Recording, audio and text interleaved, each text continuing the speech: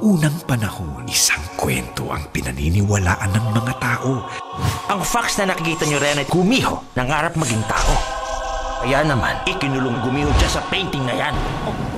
Alam mo bang pinapanood kita ngayon? Diyan ka lang. Nakikita mo ba ang painting? Oo, painting ng babae at ng aso. Fox yan, hindi yan aso. Ay, sorry naman. Gusto kong guhitan mo siya ng siyam na buntot. Kaya lang, ang story magiging reality. Yung fox, nawawala sa painting! Ang kinatatakutan noon, isa ng beautiful woman ngayon. Isa akong gumiho. Ah! Nilagay ko ang bead ko sa'yo. Kaya ngayon, wala namang sakit sa'yo. Ano bang kailangan mo sa akin? Gusto kong maging tao eh. Kaya sasama ko sa'yo. Pag lumabas na yung mga buntot mo, saka ka magpakita sa akin. Di ba sinabi ko na sa'yo na mahahanap kita? Totoo nga, may nine tails ka. Pwede nga bang mainlove ang isang tao sa isang mystical creature?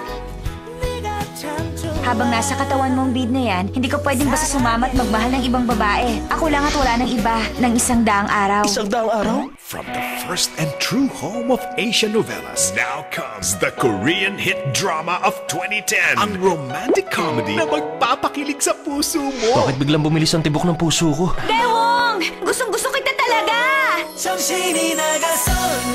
Kahit na naiiba ako sa'yo, pwede mo naman akong magustuhan, hindi ba? Basta gusto kita. Hindi dahil sa gusto mo ako, kundi dahil gusto kita.